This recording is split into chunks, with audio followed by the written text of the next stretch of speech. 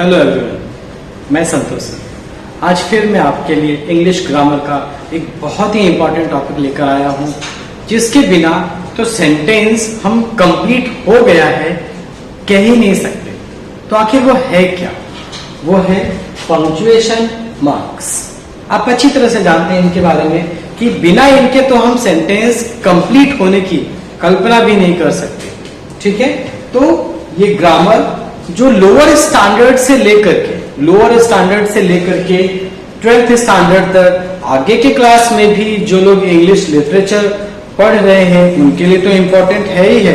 उसके साथ साथ कॉम्पिटिटिव एग्जाम्स में भी ये बहुत यूजफुल होता है इन चीजों को पहचान पाना। ठीक है, तो आज उसी पे हम चर्चा करेंगे और समझने की कोशिश करेंगे कि हम किस तरीके से पंक्चुएशन मार्क्स का यूज कर सकते हैं सेंटेंसेस में, और इन पंक्चुएशन मार्क्स का मीनिंग क्या होता है वो भी हम समझने की कोशिश करेंगे। तो सबसे पहले देखिए, मैंने बोर्ड पे कुछ लिख के रखे हैं, विशेष करके हम इन्हीं पे चर्चा करेंगे और लास्ट में कैपिटल लेटर्स का क्या इंपॉर्टेंस होता है सेंटेंसेस में, हम वो भी डिस्कस करेंगे। ठीक है, तो चलिए चलते हैं। आपने जो पहले मैंने लिखा है फुल स्टॉप, जिसको हिंदी में पूर्ण विराम भी कहते हैं, जिसका ये साइन है।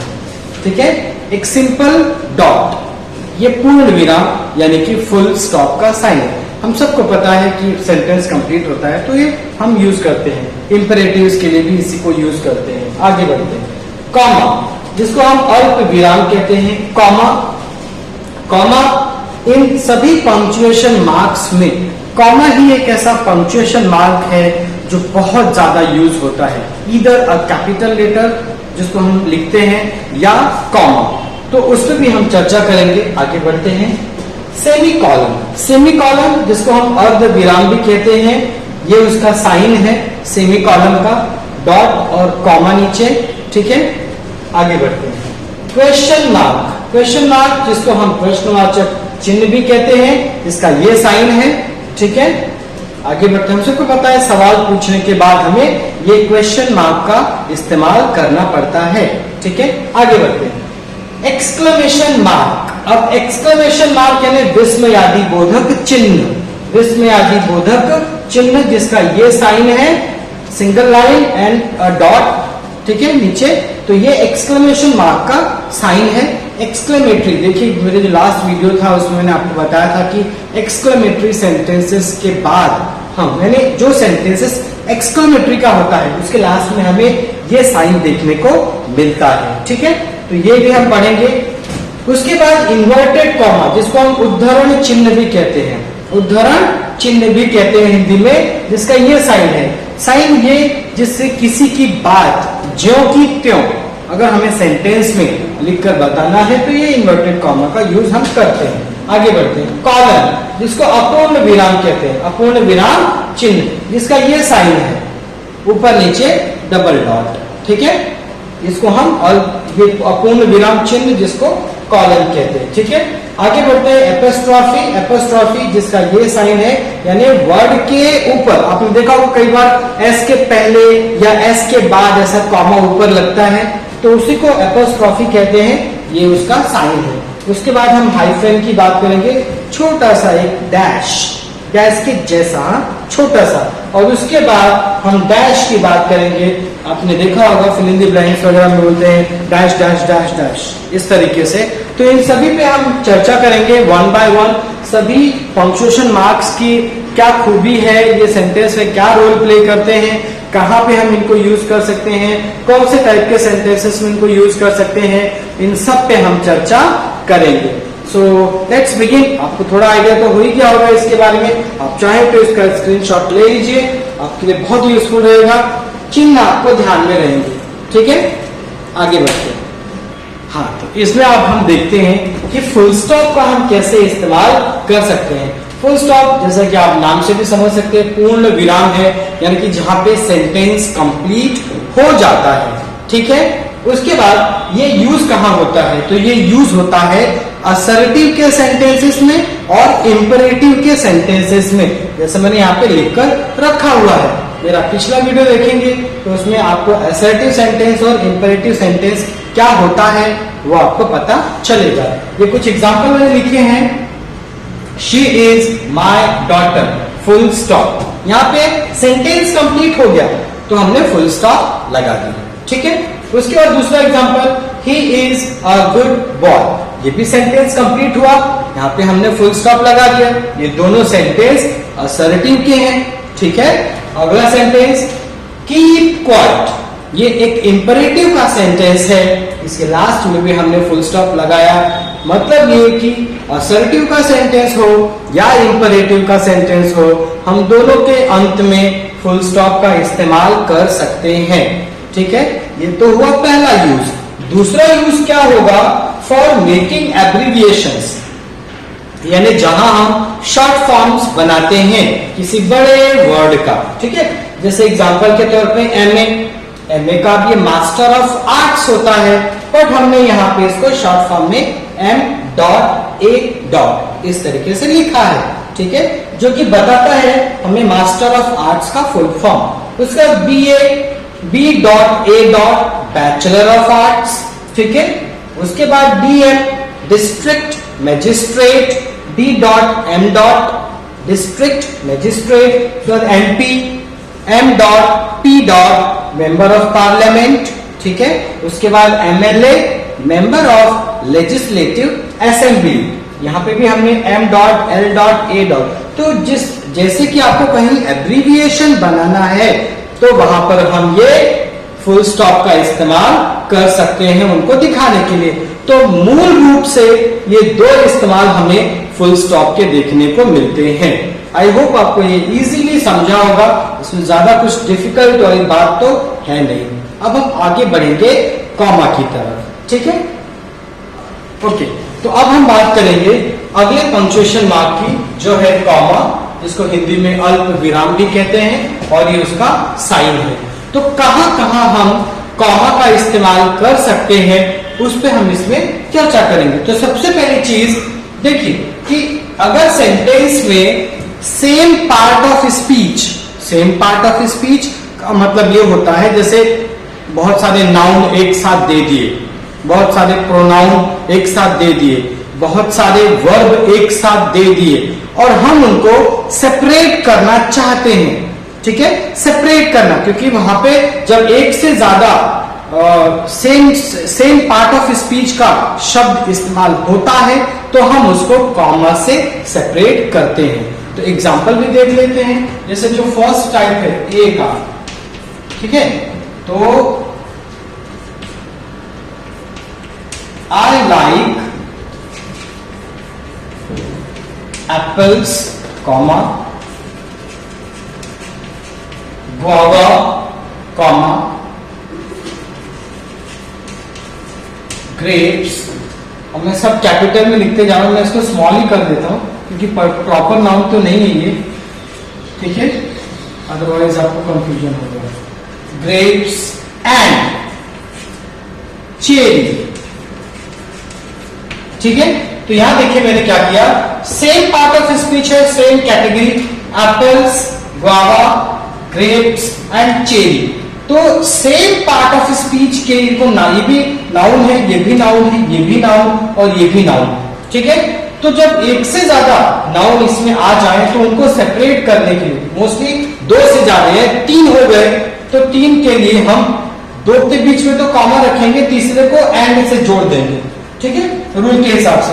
तो जहां सेम पार्ट ऑफ स्पीच होगा ना, वहां पे हम इस tariके से कॉमा का इस्तेमाल करेंगे। एक और एग्जांपल ले लेते हैं, दूसरा, Ravi, Ayush and Sheena are best friends, ठीक है। अब यहां पे देखिए, Ravi, Ayush and Sheena are best friends. अब इसमें सेम पार्ट ऑफ स्पीच, यानी ये भी प्रॉपर नाउन, ये भी प्रॉपर नाउन और ये भी प्रॉपर नाउन, ठीक है।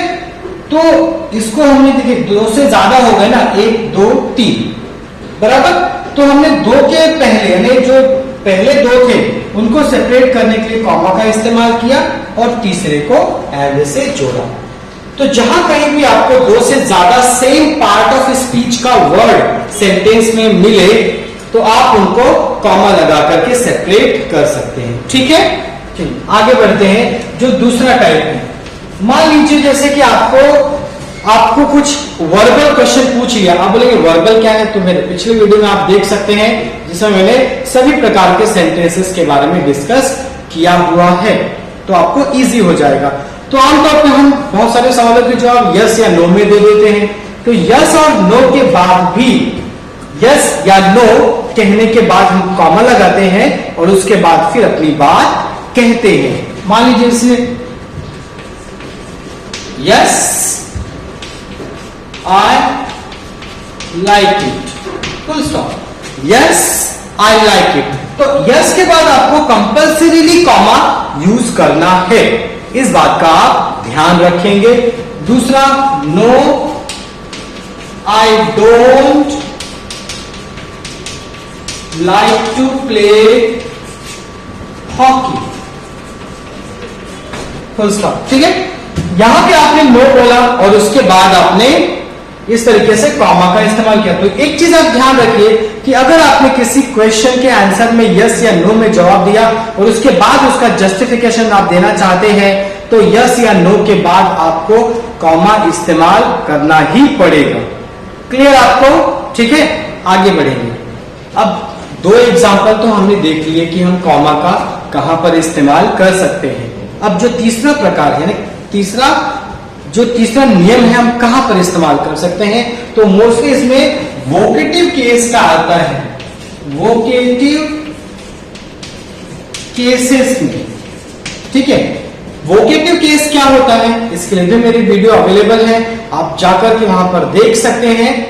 उसमें आपको समझने को मिलेगा कि वोकेटिव केस होता क्या है। तो मोस्टली वोकेटिव केस मतलब जैसे आपने कुछ कहा और किसी का नाम ले लिया, आपने कुछ कहा और किसी का नाम ले लिया, तो वो होता है वोकेटिव केस। यानी आप किसी को संबोधित करते हैं, आप किसी को एड्रेस करते हैं, तो वो होता है वोकेटिव केस। तो जनरली इसमें हम वोकेटिव केसेस में एग्जांपल ले लेते हैं, जैसे कम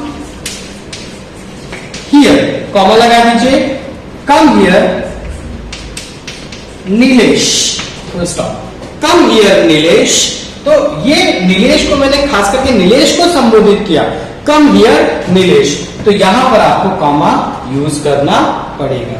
क्लियर आपको? उसी तरीके से आप देखिए सिंपल सा है, जैसे आमतौर पे मे आई कम इन कॉमा सर, ठीक है, मे आई कम इन सर। तो ये भी हम सर को संबोधित करते हुए पूछते हैं, इसलिए यहां पर हमें कॉमा का इस्तेमाल करना पड़ेगा। ठीक है, आई होप आपको ये वोकेटिव केस के बाद कॉमा यानी कैसे हम इस्तेमाल कर सकते हैं वो आपको समझा होगा। आगे बढ़ते हैं। देखिए जो डी है, अगला यूज ऑफ कॉमा, तो प्रिंसिपल क्लॉज और सबऑर्डिनेट क्लॉज, ये क्लॉजेस में, तो प्रिंसिपल क्लॉज को सबऑर्डिनेट क्लॉज से सेपरेट करने के लिए हम कॉमा का इस्तेमाल करते हैं। तो इसमें हम देखते हैं एग्जांपल से कि as soon as she cooks the food, comma, ये हो गया principal clause. as soon as she cooks the food, ये सबऑर्डिनेट क्लॉज है।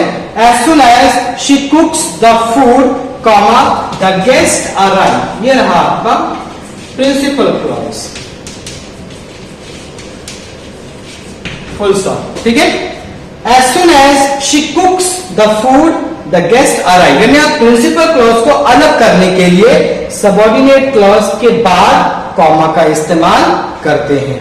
तो इस तरीके से भी हम कॉमा का इस्तेमाल प्रिंसिपल क्लॉज को सबऑर्डिनेट क्लॉज से अलग करने के लिए करते हैं। एक और एग्जांपल ले लेते हैं इसी में दूसरा, if you study hard, comma, अब ये देखिए subordinate clause, if you study hard you will get success, ठीक है, if you study hard you will get success. अब ये प्रिंसिपल क्लॉज को हमने अलग किया किससे, सबऑर्डिनेट क्लॉज से। तो जहां पर हमें सबऑर्डिनेट क्लॉज को प्रिंसिपल क्लॉज से अलग करना है तो वहां पर हम कॉमा का इस्तेमाल करते हैं। ठीक है, आई होप आपको ये समझा होगा। अगला इसके जो यूज है रिपोर्टेड स्पीच में,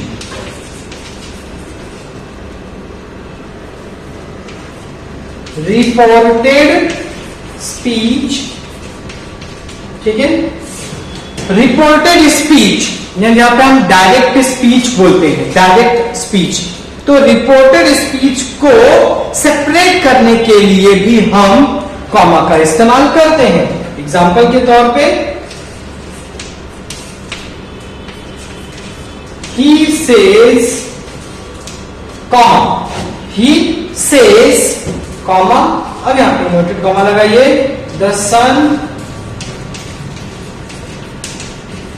rises in the east, full stop, inverted comma, close. He says the sun rises in the east. तो इस तरीके से भी हम कॉमा का इस्तेमाल करते हैं रिपोर्टेड स्पीच में। ठीक है, तो ये मैंने आपको टोटल इसके पहले 2 और अब ये 3, टोटल 5 यूजेस, इसके 2 यूजेस और हैं वो हम अभी आगे देखते हैं इसमें। ठीक है, तो देखते हैं इसका 6th और 7th यूज। इसका अगला यूज जो है वो कंपाउंड सेंटेंसेस में, compound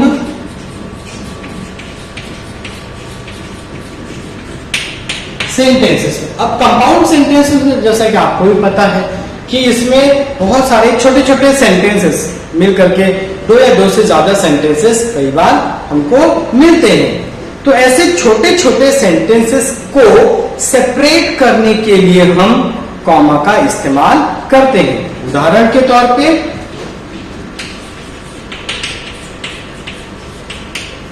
he came, he saw, he conquered। ठीक है, तो he came, he saw, he conquered। ठीक है, अब ये देखिए छोटे छोटे वाक्य हैं, ये कंपाउंड सेंटेंस, ये अपने आप में कंप्लीट, ही सॉ अपने आप में कंप्लीट मीनिंग दे रहे हैं। ठीक है, लेकिन ऐसे छोटे छोटे वाक्यों को सेपरेट करने के लिए भी हम इस तरीके से कॉमा का इस्तेमाल करते हैं। तो ये रहा इसका 6th यूज। इसका 7th यूज जो है, जो हम देखें लेटर वगैरह लिखते हैं, तो while writing letters, while writing letters. अच्छा देखिए, लेटर लिखते समय आपने देखा होगा कि सैल्यूटेशन, खास करके वैसे तो एड्रेस के बाद भी यानी एड्रेस कंप्लीट नहीं होता है तब तक हम कॉमा का इस्तेमाल करते हैं। एड्रेस कंप्लीट नहीं होता है तब तक हम कॉमा का इस्तेमाल करते हैं। जैसे ही एड्रेस कंप्लीट हुआ फुल स्टॉप लगा देते हैं। ठीक है, तो वहां पर ये कॉमा का इस्तेमाल होता है। उसके बाद सैल्यूटेशन, जब हम सैल्यूटेशन लिखते हैं, जैसे मान लीजिए डियर सर, रेस्पेक्टेड सर और ओनली सर, तो वहां उसके बाद हम कॉमा का इस्तेमाल करते हैं। तो लेटर वगैरह में भी इस तरीके से हम कॉमा का इस्तेमाल करते हैं। लास्ट में जब हम लिखते हैं सब्सक्रिप्शन, तो सब्सक्रिप्शन में भी हम कॉमा का इस्तेमाल, योर्स ट्रूली, योर्स फेथफुली, तो ये बोलते समय भी हम कॉमा का इस्तेमाल करते हैं। ठीक है, तो आई होप ये जो मैंने आपको 7 यूजेस बताए कॉमा के, उसके बाद भी यूजेस हैं, हम किसी और वीडियो लेक्चर में डिस्कस करेंगे, यहाँ पे हम साथ ले रहे हैं। आई होप आपको ये 7 यूजेस कॉमा के अच्छे से समझ में आए होंगे। आप इसको वीडियो को देखिए, बार बार समझने की कोशिश कीजिए। ठीक है, और फिर भी कुछ डाउट रहे तो आप हमें कमेंट सेक्शन में जाकर बता सकते हैं। ये क्योंकि पंक्चुएशन मार्क टोटल 10 हमने लिए थे, एक वीडियो लेक्चर में कंप्लीट करने का मतलब वो घंटे भर से ज्यादा हो जाएगा, तो उसके लिए हमने इसको पार्ट में डिवाइड किया है। इसका अगला जो हिस्सा है वो मैं सेकेंड पार्ट में लेकर आ रहा हूं। ठीक है, वीडियो आपको अच्छा लगे तो लाइक कीजिए, शेयर कीजिए, सब्सक्राइब कीजिए। Thank you.